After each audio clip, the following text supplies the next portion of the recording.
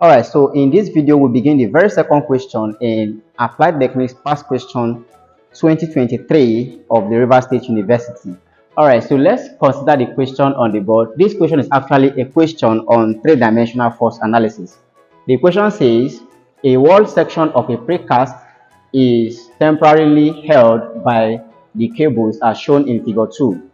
Given that the tensions are 840 newtons in cable AB and 1200 in cable AC, compute the magnitude and direction of the resultant force exerted by the cables in AB and AC on the stake. Okay, so we are given two cables. Actually, this is point A. The cables are tied at point A, and of course from A down to C and from A down to B. These are the reference, or these are the cables from point A down to point B and from point A down to point C.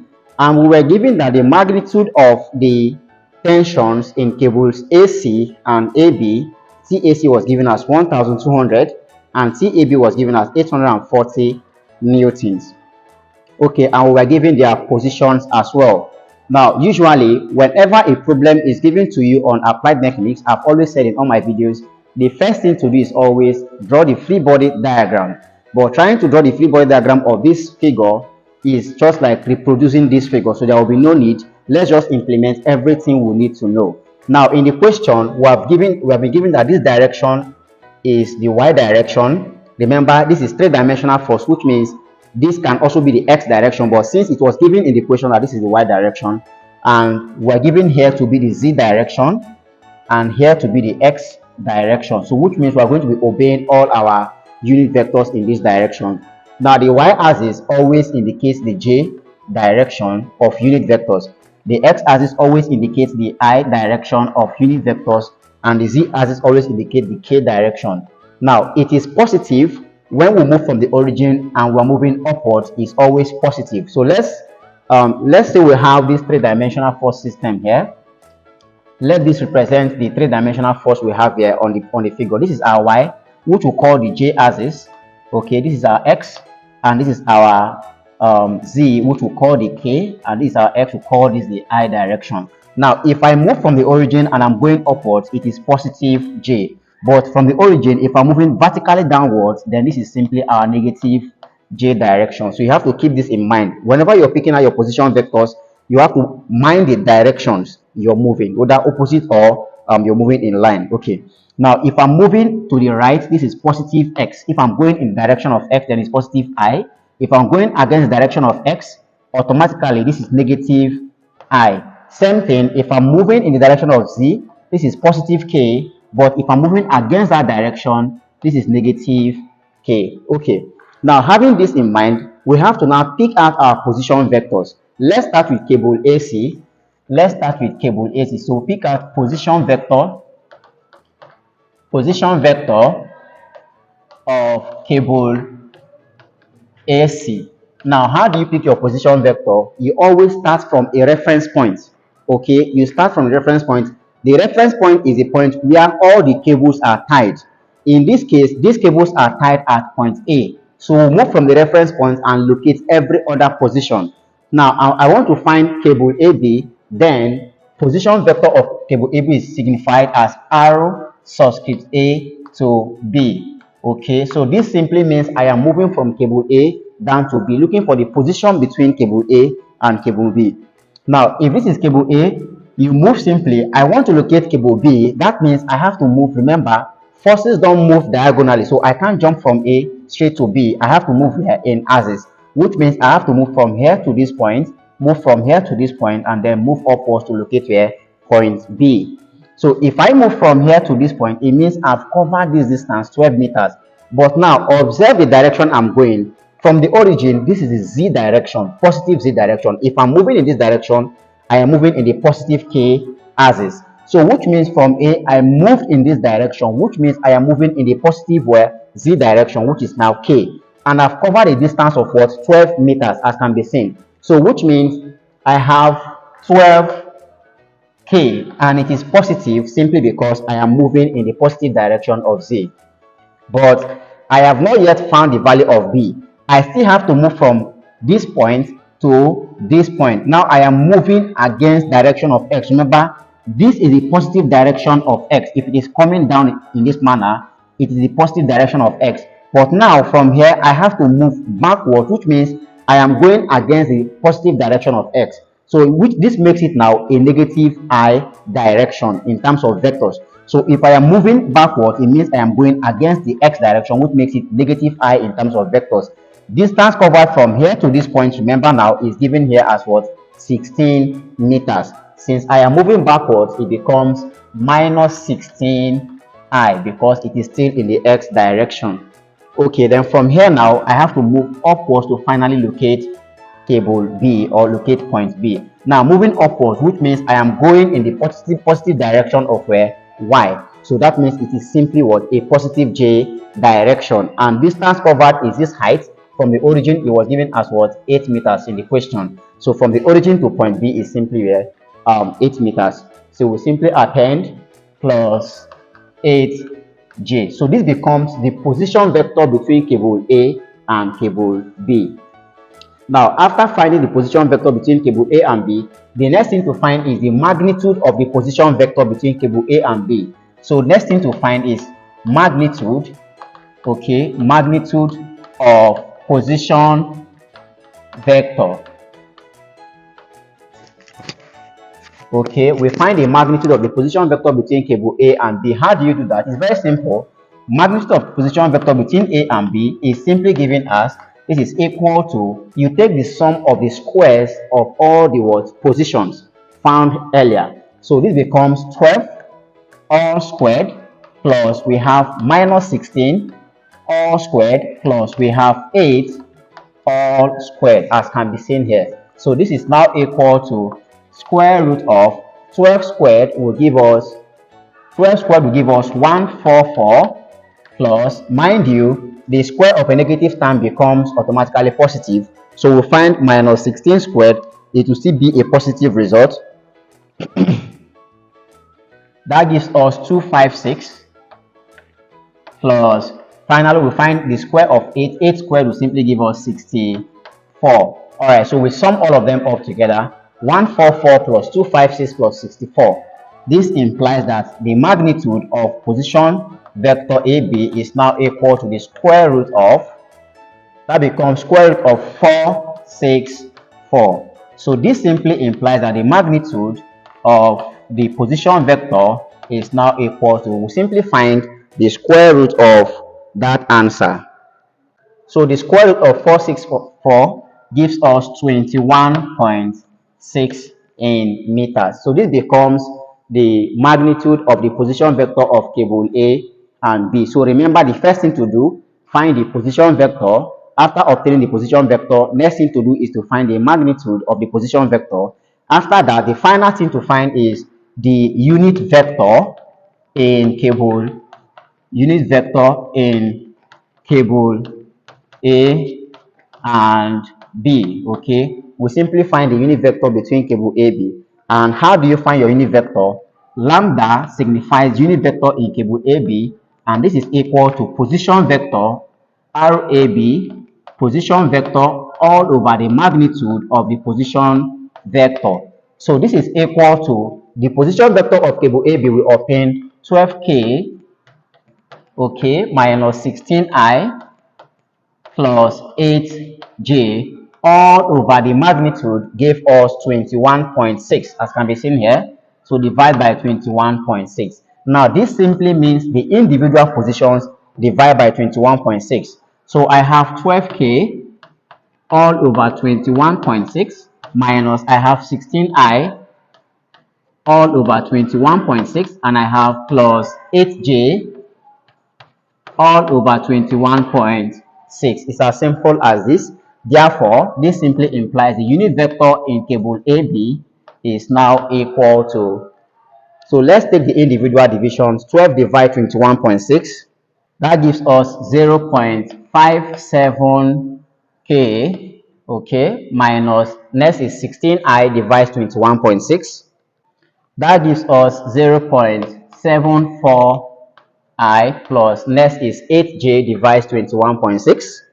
That gives us 0.37j. Alright, so after obtaining the unit vector, the essence of looking for a unit vector is simply because the question says we should find the magnitude and direction of the resultant force acting on each of these cables or exerted by these cables on the stick. Okay, so the position vector of the tension force in cable AB, okay, after obtaining the position vector, the magnitude of the position vector and the unit vector, you have to now you go ahead now to find the position vector of the tension force exerted by cable AB on that stick.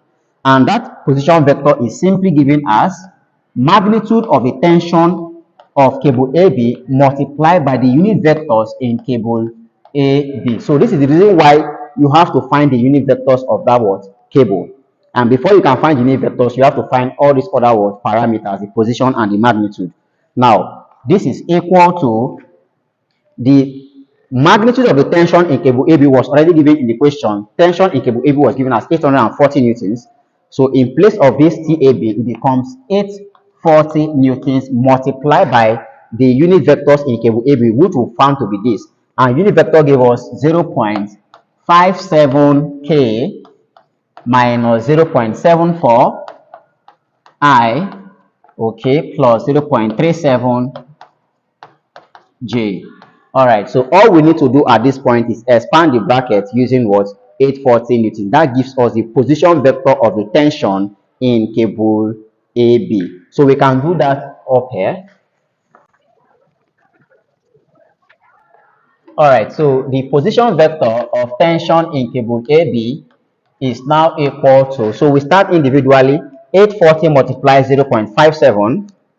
That gives us 478.8 K, okay, then minus, again we multiply 840 by 0.74. That gives us 621.6 I plus finally 840 multiplies 0.37.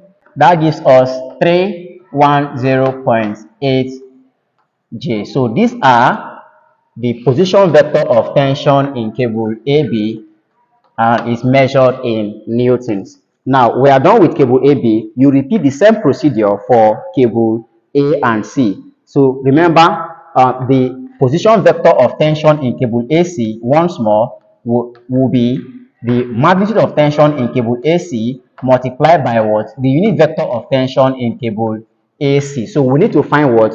Unit vector of tension in cable AC. How do we do that? We start first by finding position vector of tension. So position vector of cable AC. So we start by looking for the position vector of cable AC, just like we did in the first case. So again, you always move from the reference point. The reference point is the point where all the cables are tied. Since they are tied at point A, automatically it means that A becomes our reference point. So we start by denoting RAC, which means position vector between cable A and C. So you move from point A and locate point C. Once again, forces cannot move diagonally. They have to move in axis. So which means to locate point C, I have to move in this axis and of course go to this axis to locate point C. Now observe, this is the positive direction of Z or positive direction of K. So if I want to locate point C, I have to move from here to this point, which means I am going against the positive direction. I am not going backwards against the positive direction of K. So if I am moving backwards, it means I am going where? Negative K. And distance covered from here to this point is what? 16 meters as indicated here. Distance covered from here to this point is 16 meters. So this is simply what? Minus 16 in the K direction, because I am moving in the K direction, but now I am going against the positive direction of K. So that makes it a negative value. So moving from here to this point, I am not yet at point C. I need to locate point C, which means I have to move from here to this point. Once again, this direction is against where? The X direction. Remember, this is the X direction. Now I am moving backwards again, which means I am going against the positive x direction, and the x direction is where the I direction. So since I am moving backwards, it means I'm moving negative I direction. And distance covered from here to here is also total distance from here to this point, given in equation as what? 16. So distance it takes me to move from here to this point to the origin is simply 16 meters. Now negative x direction. So this becomes minus 16I. So we'll have minus 16I. Finally, from the origin, I can now move vertically upwards to locate point C. Since I am moving vertically upwards, it means I am moving in the positive direction of where? J. Total distance covered is the distance from the origin to this point, which is 8 meters as given in the question. So this becomes plus 8J. So this is the first thing to find, the position vector. After that, the next thing to find is the magnitude of the position vector. Okay, the magnitude of the position vector RAC magnitude is simply the sum of the squares of the individual terms. So we start by, this is minus 16 all squared plus, again we have minus 16 all squared plus 8 all squared. So this is equal to the square root of minus 16 squared gave us, take note, if you square a negative sign, it becomes a positive value. So minus 16 squared gives us 256 plus, again, minus 16 squared here also gives us 256 plus 8 squared here gives us 64. We have this. So we need to now sum these values all up together. Magnitude of cable AC is now equal to the square root of, let's add up those values together. All right, so that gives us 576. The sum of 256 plus 64 simply gives us 576. So we simply find the square root of 576. This becomes the magnitude of cable, the magnitude of position vector of cable AC, and that is equal to square root of answer. That gives us 24. So the square root of 256 is simply 24. So we have this to be the magnitude of the position vector in cable AC. Now, after obtaining the magnitude, the next thing to find is the unit vectors in cable AC. So unit vector in cable AC, and we know that the unit vector lambda AC is simply what? Position vector RAC, position vector in cable AC all over the magnitude of position vector. So we simply have that the unit vector in cable AC is equal to, we said position vector of AC, and position vector of AC gave us this minus 16K minus 16I plus 8J all over the magnitude, which gave us 24. So divide by 24. And this simply means that the individual position divide by 24. So we have minus 16K all over 24 minus 16I all over 24 plus 8J all over 24. So the unit vector in cable AC is now equal to, so let's obtain minus 16 divided by 24. That gives us minus 0.67K minus, again, minus 16 divides 24 also gives us minus 0.67I, and finally plus 8 divided by 24. That gives us 0.33J. Okay, so this becomes the unit vector in cable AC. Having found the unit vectors in cable AC, we still do the same thing we did previously. Position vector of tension in cable AC becomes magnitude of tension in cable AC multiplied by the unit vector in cable AC. So we can do it over here. This is now equal to, the magnitude of tension in cable AC was given from the question as 1,200 newtons. So we simply have 1,200 multiplied by the unit vector in cable AC, which gave us this value, minus 0.67K minus 0.67I plus 0.33J. All right, so we simply have this. Okay, so the position vector of tension in cable AC is now equal to, let's expand with the bracket with 1200. So we have 1200 multiplying minus 0.67. All right, so 1200 multiplied by minus 0.67 gives us minus 804K. Same thing, 1200 multiplied by minus 0.67I also gives us minus 804I, plus finally 1200 multiply 0.33. So that gives us 396J, all in newtons.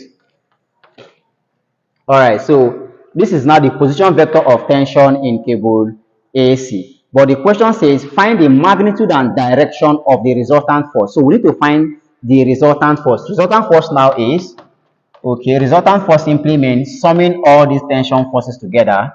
Okay, resultant force, you can simply call that FR. It simply means tension in cable AB plus tension in cable AC. So we simply add all the forces together. That gives us the resultant force. Okay, so the resultant force is now equal to, let's sum them all up. We have here 478.8K minus 621.6I plus 310.8J.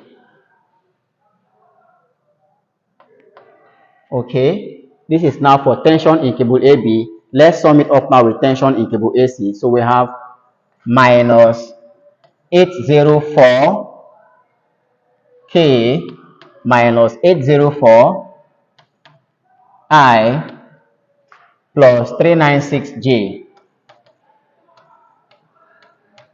All right, so at this point, we simply collect like terms in unit vectors. So resultant force is now equal to, collect like terms in unit vectors. This is 478.8K. All right, let's also bring minus 840K minus 804, sorry, 804K. So collect like terms in unit vectors. Let K join with K, I join with I, and of course, J joins with J. I have here minus 621.6I minus 804K, sorry, I plus 310.8J plus 396J. So if we do this, we are going to find that the resultant force is now equal to, let's add them all up. All right, so we find 478.8K minus 804K. That gives us minus 325.2K. All right, next is minus 621.6I minus 804I. That gives us minus 1425.6I. And finally, plus we have 310.8 plus 396. That gives us 706.8J. All right, so this gives us the resultant force, but not the magnitude. Question says determine the magnitude and direction of the resultant force. So this is the position vector of the resultant force. To find the magnitude of resultant force, simple, magnitude, okay, magnitude of resultant force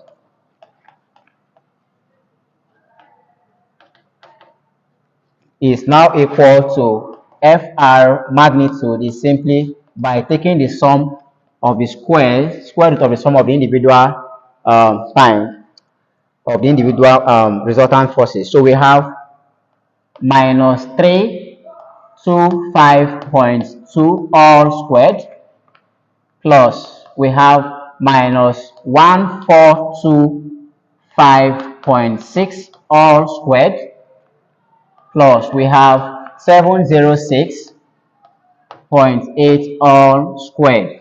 So you simply take the squares of the sum, or the sum of the individual squares of the given forces represented, then you find their square root. Now, these values are obviously going to be large values, so I'm not expecting to start finding their individual squares. So I'm just going to sum all of them up together with my calculator and obtain a general value. All right. So you can do well in an exam condition, please. In an exam condition, you have to do well to state the square of 325.2 plus the square of, you have to state all their squares first before you can sum them all up. But I don't have the time. I'm just going to sum all of them all up together and get a single value and find my square root. All right, so the square of 325, mind you, the square of minus 325.2 will give you a positive result.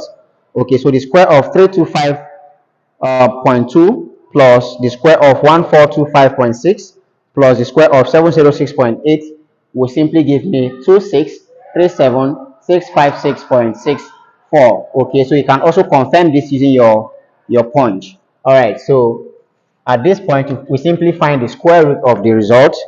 So square root of that answer. All right, so the square root of that result gives us 1624.09 Newton. So this is the magnitude of the resultant force.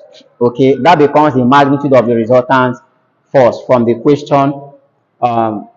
Determine the magnitude and direction. So we find the magnitude of resultant force. The next question says we should find the direction of resultant force. Okay, direction of resultant force. All right, so we are now to find the direction of the resultant force. Now, how do you find direction of resultant force? It's quite simple. To find the direction of the resultant force, we first of all compare. There's what is called directional cosines, or okay, we first of all compare the resultant force, the position vector of resultant force from what we had here is simply given as we have fx in the I direction plus fy in the j direction plus fz in the k direction. This is our position vector of every resultant force in 3 dimensions. We have f of xi plus f of yj plus f of zk. If you compare this with what we obtain here as the magnitude, comparing this with what we obtain, let me wipe here. Okay, so we'll have a single values to compare. Now, the magnitude of resultant force in vector form of 3 dimensions is always given as f of xi plus f of yj plus f of zk. Comparing these two terms, this is resultant force and this is also resultant force. Comparing the two terms, we have minus 325.2 in the k direction and we have f of z in the k direction. This simply means that f of z is equal to what from here? Minus 325.2, because they are both in the k direction. Similarly, I have 1425.6 in the I direction and I have f of x in the I direction. So this also means that f of x is equal to minus 1425.6 in the I direction. And finally, I have fyj, and here I have 706.8j. Since they are in the same direction, this simply means that fy is equal to 706.8j. We simply have this. All right, so these are the individual forces in their respective direction, and we need to find the directions. Question says find the magnitude and direction of the resultant force. We have found the magnitude of resultant force. To find the direction of resultant force now, we simply use these values we obtain for their directions to solve. How do we solve? So to find the direction of the resultant force, we simply use the equation for directional cosines. And what is the equation? The force in the x direction is simply equal to the magnitude of the resultant force multiplied by cos theta x. This is in the case of x direction. In the case of y direction, force in the y direction is simply equal to magnitude of resultant force multiplied by cos theta y. Similarly, for z, f of z is simply equal to magnitude of resultant force multiplied by cos theta z, where theta x, theta y, and theta z are simply called directional cosines. Now, from here, to find theta x, which is the direction in the x-axis, it is simply by what? First of all, I have to divide f of x with what? The resultant force, and then I have to take what? The cosine inverse of that value. So theta x is simply what? Cos inverse of f of x all over magnitude of the resultant force. It's as simple as this. So if we compute the values, let's put in the values and see. This becomes cos inverse f of x from what we obtained earlier is given here as minus 1425. You have minus 1425.6 all over magnitude of resultant force. We obtain that value here at 1624.09, 1624.09. All right, so it means that theta x is equal to cos inverse of, let's obtain this division, minus 1425.6 divided by 1624.09. That gives us minus 0.8777. Okay, so we simply find the cos inverse of this result. Cos inverse of minus 0.8777.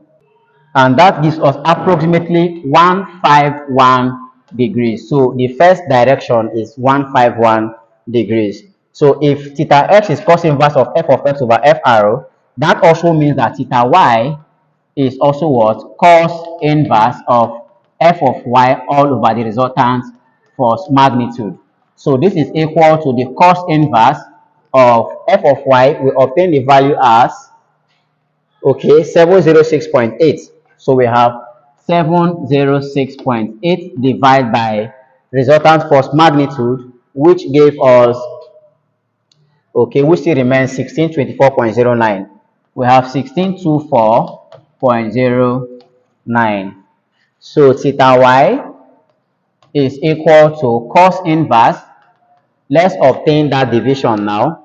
706.8 divide 1624.09. That gives us 0.4352. That gives us 0.4352. Okay, so we simply take the cos inverse of that answer, and if we do that, we have approximately 64 degrees. So which means theta y is equal to 64 degrees. That's the second direction found. Finally, we find theta z. Okay, I think we can do that over here. So still the same result. In this case now, theta z is going to now be cos inverse of f of z all over the magnitude of resultant force. Okay, so theta z is equal to the cos inverse. What is f of z? We obtain f of z here as minus 325.2. So we have minus 325.2 all over the resultant force. And resultant force still remains 1624.09. So divide by 1624.09. So theta z is equal to the cos inverse. Let's obtain this division. Minus 325.2 divide 1624.09. So we have minus 0.2084. Okay, so we simply find the arc inverse or arc cos, sorry, or the cos inverse of that value. So the cos inverse of that value gives us 101.5 degrees. So that becomes the directional cosine in z. So the directions theta z is simply 101.5 degrees. Theta y gave us 64 degrees, and theta x gave us 151 degrees. So that's the directional cosines. And of course, this is the magnitude of the resultant force, and these are the directions of the resultant force. All right, guys. So I will see you in the next video with question 3. Thanks and cheers.